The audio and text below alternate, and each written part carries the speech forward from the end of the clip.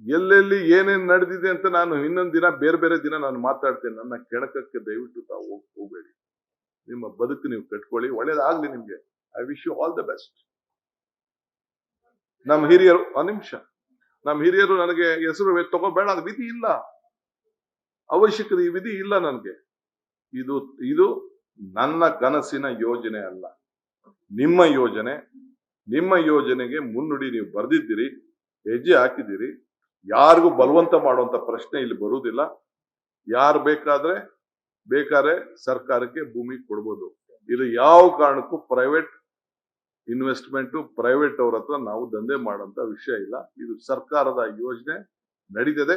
ಸರ್ಕಾರ ಯಾವ ರೂಪಕ್ಕೆ ಆಗ್ಬೇಕು ಆಗ್ತದೆ. ಯಾರು ಕೊಡ್ತಾರೆ ಅವ್ರು ತಗೊಳ್ತೀವಿ. ಬೇರೆಯವರು ನೀವು ನಿಮ್ಮ ಗೌರವದಿಂದ ನಿಮ್ಮ ಆಸ್ತಿ ಪಾಸ್ತಿಯನ್ನ ಮಾಡ್ಕೊಳ್ಳಿ. ನಾನು ಕೂಡ ನನ್ನ ಅವಧಿಯಲ್ಲಿ ಪೆನ್ನು ಪೇಪರ್ ನನಗೆ ಸಿಕ್ಕಿದಾಗ ಆ ಊರಿನಲ್ಲಿ ವಲಸೆಗಳ ತೆಗಿಬಾರ್ದು, ಆ ಊರನ್ನ ಅಭಿವೃದ್ಧಿ ಮಾಡಬೇಕು ಅಂತೇಳಿ ಸುತ್ತಲೂ ಆ ಊರಿಗೆ ಒಂದು ಟೌನ್ಶಿಪ್ ಆಗಿ ಅದನ್ನು ಇಟ್ಕೊಂಡು ಅಭಿವೃದ್ಧಿ ಮಾಡಬೇಕು ಅಂತ ಅದು ಕೂಡ ನಾನು ಯೋಜನೆಯನ್ನ ರೂಪವನ್ನು ನಾನು ಮಾಡಿದ್ದೇನೆ.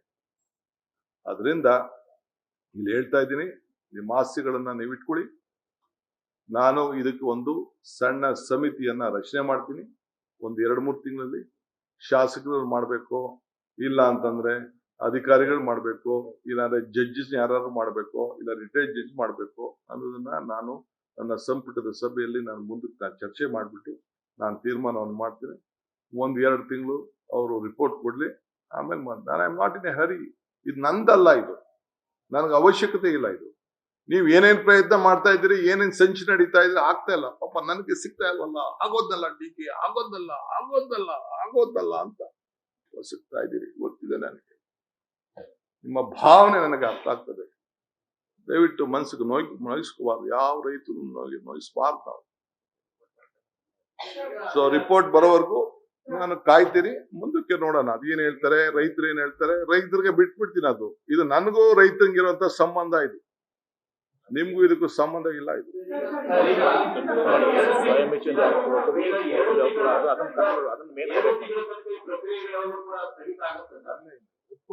ನೋಡಪ್ಪ, ಸ್ವ ಇಚ್ಛೆಯಿಂದ ಯಾರಿಗೆ ಆಸ್ತಿ ನಮಗೆ ಇದು ಝೋನಿಂಗ್ ಇದೆ, ನಮ್ಗೆ ಬೇಕು, ದುಡ್ಡು ಬೇಕು ಅಂತ ಹೇಳ್ತಾರೆ, ಅವ್ರಿಗೆ ಕೊಡ್ತೀವಿ.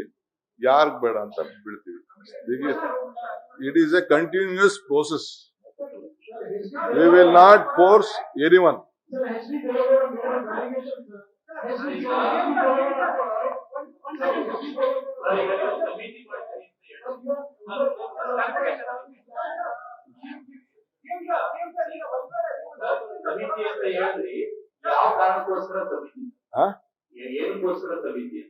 ಕೆಲವೆಲ್ಲ ಏನೇನೋ ಹೇಳಿದಾರಲ್ಲ, ರೈತರ ಕಷ್ಟ ಸುಖ ಕೇಳಬೇಕು, ಅವ್ರ ಅಭಿಪ್ರಾಯ ಕೇಳಬೇಕು, ಅವ್ರ ಭಾವನೆ ಕೇಳಬೇಕು. What is A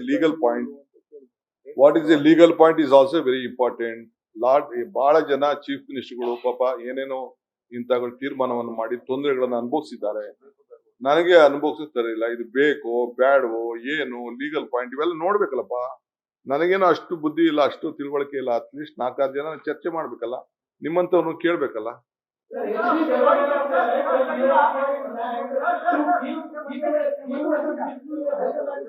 Pardon? Of course.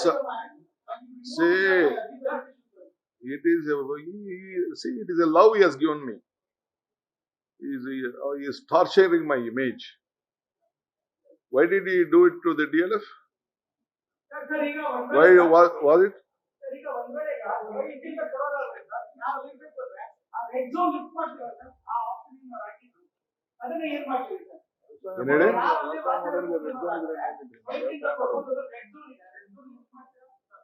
ನಾನು ಯಾವುದು ಮುಟ್ಟಕ್ಕೆ ಹೋಗುದಿಲ್ಲ.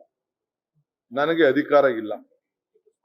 ನಾನು ಸ್ಟೇಟಸ್ ಕೋ ಏನು ಅವ್ರು ಆದೇಶ ಮಾಡಿದ್ದಾರೆ ಆ ಆದೇಶದ ಪ್ರಕಾರ ನಾವು ಮುಂದುವರಿಸ್ತೀವಿ.